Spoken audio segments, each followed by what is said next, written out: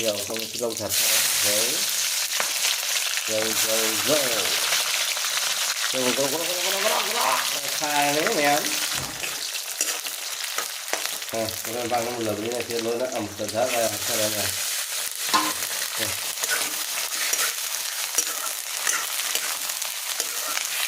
hello ma'am from hiền thong ghé hiền chỉ hận có lẽ khá tuổi đấy hiền thong ghé nó khang thằng cái khang chứ already mà mang thằng cái thầm bani ở đó xả đấy ở đó hả gì thầu hay đấy ma'am dùng biếu masih dia samista hay sih thầu chứ không thích nào phải cái gì đi mình cái giảm giảm option ra nào thì giảm mà cái nó cái nào mà giảm nó liếc nó thu liếc nó chả phải mình thì giảm mấy cái ra cái này thầu giảm mấy cái thầu cái giảm nữa sao apa thì chả biểu về mày bộ tiger cũng ba heta cũng ba azu một gì sao nó mày thầu phải cháu thầu cái xả ra cái thắc thắc tàu cái ai mà thằng lối này ut ra cái đó cái đang nghe từ máy nó qua thế này mấy này hết mày thế này nó chỉ giảm chậm là thùng cái đang cái ngoài bị thế mà san trí phăng thế thằng bà cha bà thôi đây mà cha đấy y cái một lúc nữa mà thân mình không bà rồi thì mày tháo cái xả ra sổ dây thơ là gì mày tập tập nó mày chừng mình là gì hello mày tháo sẽ dịch xả tháo sẽ xả rồi nè ấy dịch test pata gì han mà mặc cái dấu ấy hạt thơ này thấy lâu rồi đó tôi ta thì mà thắt rượu không lông thật rồi rồi khai đấy mẹ sao mà nó tháo cho thật là biết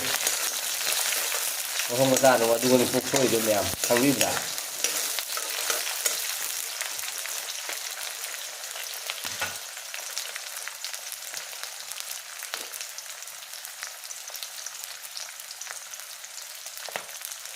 thì có đi mẹ thì có đi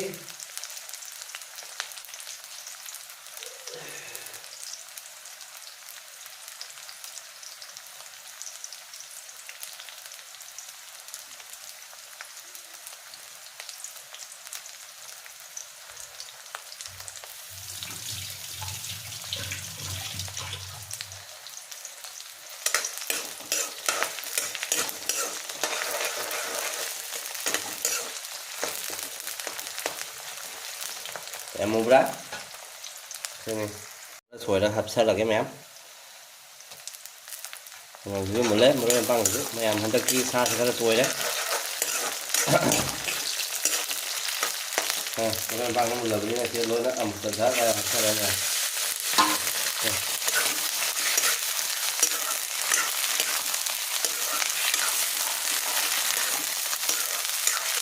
người ta không được kết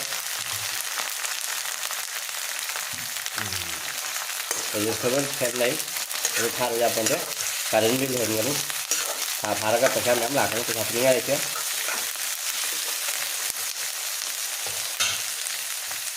nên dùng biết ubra này xem nè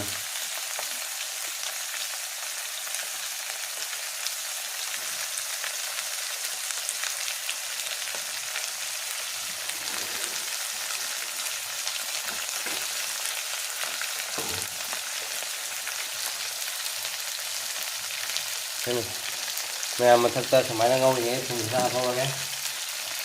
ngon được xong là ba ra cái cầm cái mang cái tay chẳng là một không nhé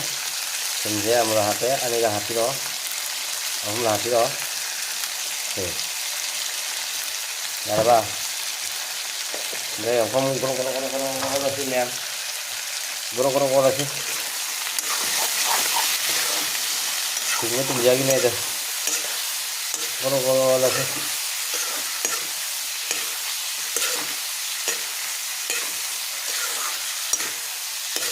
Hi friend, topi ko swagatom জানাইছো আজিকালি একদম মাংসটো একদম regular হৈ আছে regular চলি আছে আমাৰ ৰুমত আজি মনত খাইছে ঠেংৰি আজি হ'লে লেগ পিচ লেগ পিচ বনাই আছে আজি বঢ়িয়া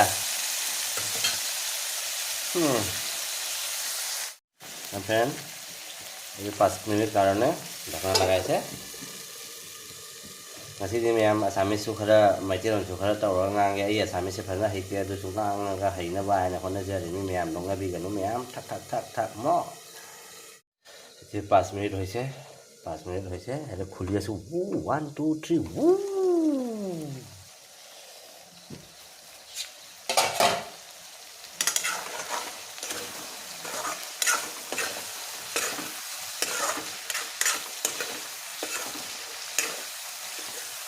অলপে আনছে 100 টাকা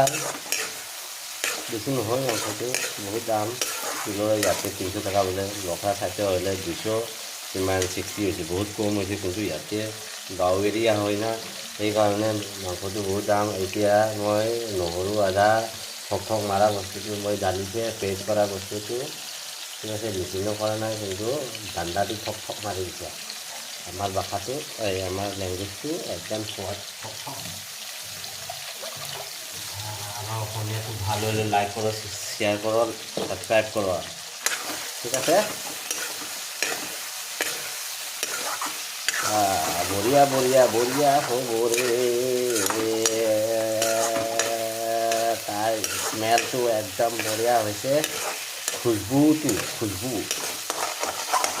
বঢ়িয়া বঢ়িয়া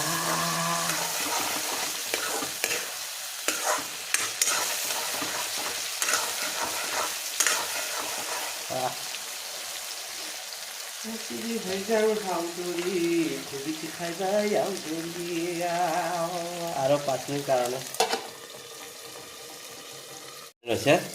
khuli ase 1 2 3 boom. Aro duta dalise, aro dalibo, aro duta. Iya ase.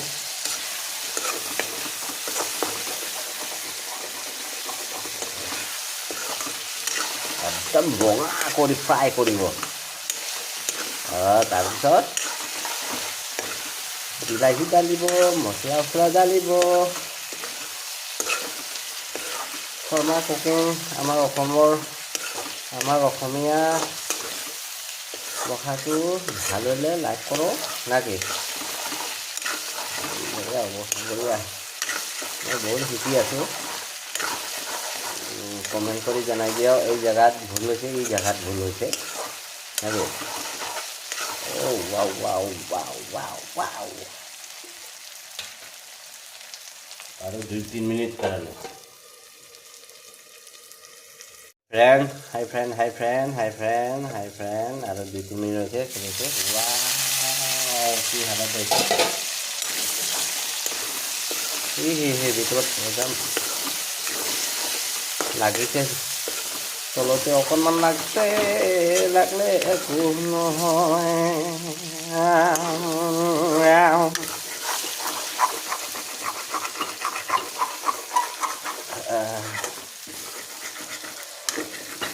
mayam puramadi yongse khudakta khoi resort taka khangde daba daga khangde khudakta order tawga tawbuduni baina thongchari se ei mai ka tangde thase mayam makara napsale tolo lagise jujo okoman kom korise lahi ki banam iman emergency nohoy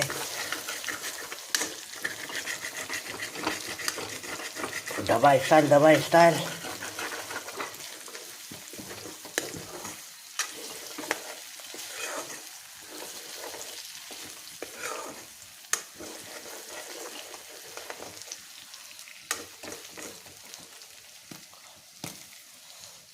ya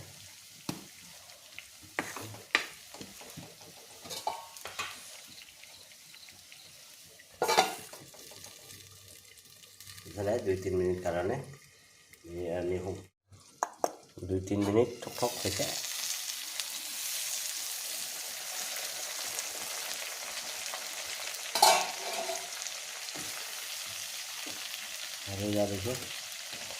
Ada unique system.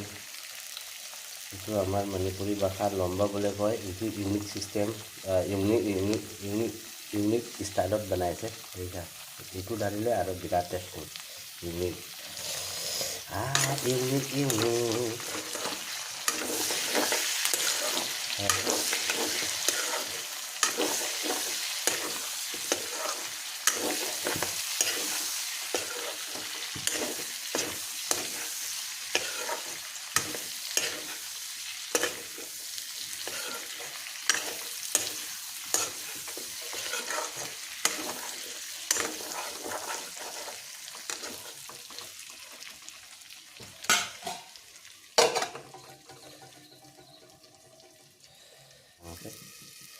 ꯃꯔꯨ ꯑꯝꯇ ꯍꯥꯡꯉꯁꯤ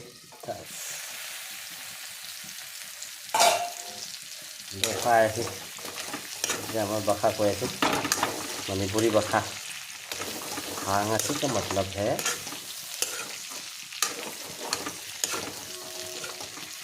खुलेगा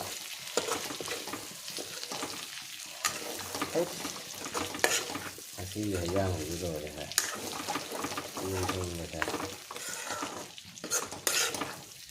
मैं क्या लगा मैं खा खा लगा टोमेटो हफ्ते में मैं अच्छा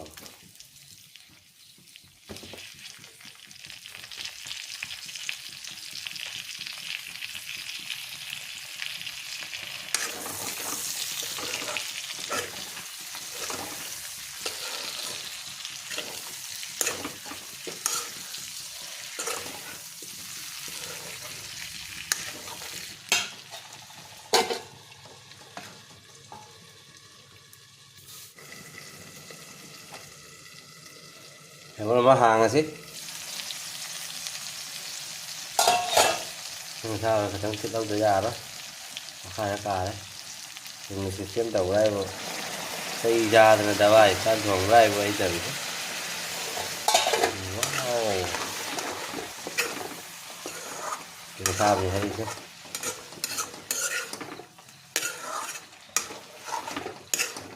cái mà chỉ phải lấy cái mà chúng mà đang học thôi là xí.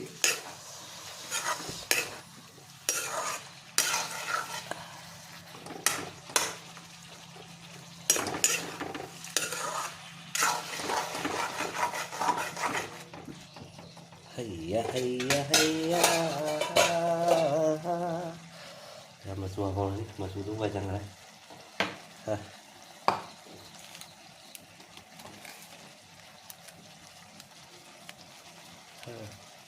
wajang apa seloi masuk apa ke morosu apa ke morosu baca siang ni kau miam iya sudah beri sama sama apa ke Udah ya.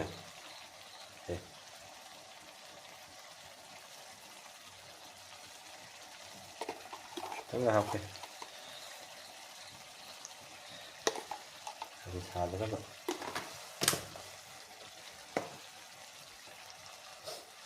Kalau masalah tengah saya hau ke.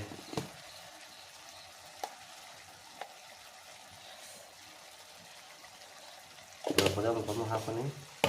Maroi su ba tang sai hau ke maroi su ba aseng mani se su ai da su ja ba ai gi misin da tak sa bu ya ne misin da ta mo sama ga hau ke mo san da de se to kya na ka ni apa di da ku han do ke se am pa ni o la ga me am na no tiêu tập tập na xuống đó là vậy để mà cái hạt bột và hạt bột giàu với mấy em không nhiều rồi hạt bột hạt với nó tôi quay thằng vào đây hạt bột sẽ làm sao là hết cái sắc đấy hạt rồi bây giờ đẩy mai này khá đây làm cá với đây chứ hãy vô rồi đây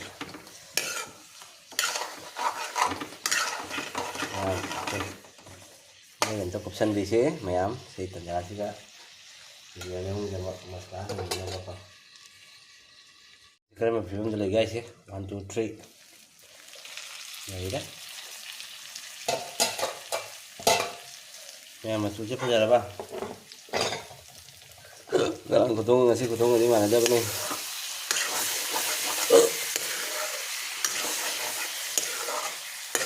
Masih farm sih kutung.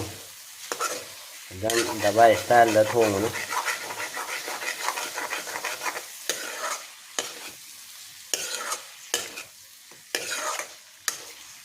Alung thế một lối chẳng chứ alung thế nó tới giờ em đâu xịt thâu rồi alung mình đi này cái giá alung nó sẽ vào nấu vào nữa làm được cái đấy tiếng hay đấy xin sao vậy nó các thằng ở cho ra cái việc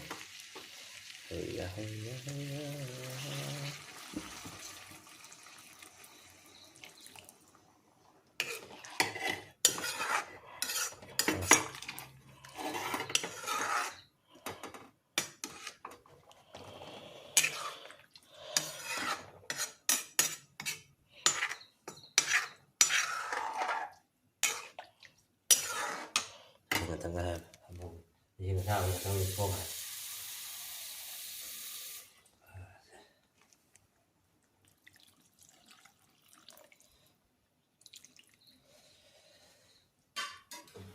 opsan lagi mem minit mga tara kita mo pada buk sa patan da do hanga jena lagi mem buk sa lo mo hang jiang asi mem minit tara phare wow the gravy ai do re chicken gravy chicken curry chicken recipe chicken dung Dubai style wow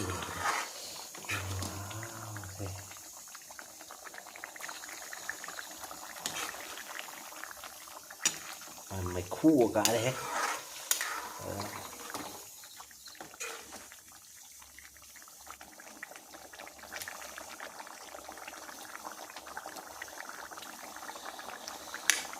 nha minit anh ấy không cần để đi thằng đó bây giờ đi nghe mày à very nice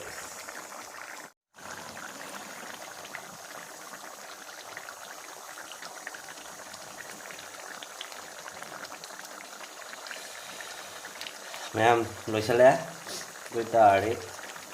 rồi masala kacang hapake rồi masala hapake hapake sai yang saya masih halal lagi semua ada masih sahab nih pak ini cuma satu tadi bom sahab kalau lagi nih rồi mềm không muốn rồi còn không chắc không nhá mấy em muốn thằng gà đó cái đó mày phi bơm cái lấy dây đập bây giờ mình nói cái mềm tôi phải cái bên này chứ cái dạng cái đồ này nó cục sắt là cái mềm dầu mềm rất là khá là thằng để lấy răng chứ thằng để lấy giềng thì cái mà phi bơm để lấy răng gai chứ có phải thì bơm bao nhiêu bằng hấp bao nhiêu mà tung được phi những chứ cũng may nó lấy răng gai từ giềng xem mày ôi mà tâm mà chú siêu này mày là cái răng chứ giờ rồi mày thì nó papa nó chơi bị cái tại vì thì lúc thì nó sẽ rón là cái tàu và sẽ đủ là cái mèo hay video sẽ lôi chỉ có mèo xem này sẽ là cái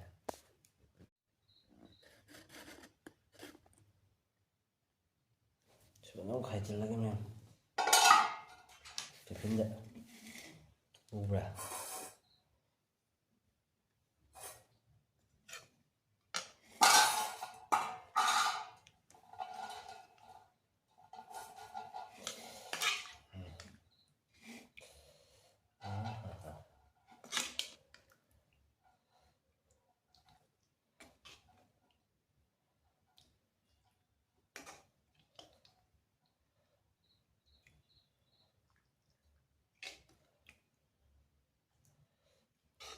bây giờ là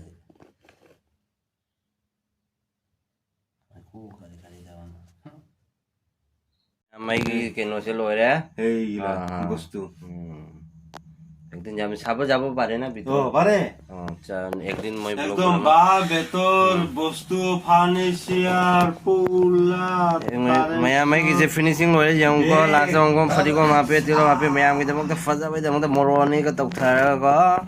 ma'am जेंग view दोई तारी आइगी video से मतांग असका लोइसल्लगे last ओइना finishing PB बनी ma'am के दमक दोदी मथंगी video दा अमु उनरसी ma'am Kapoor good night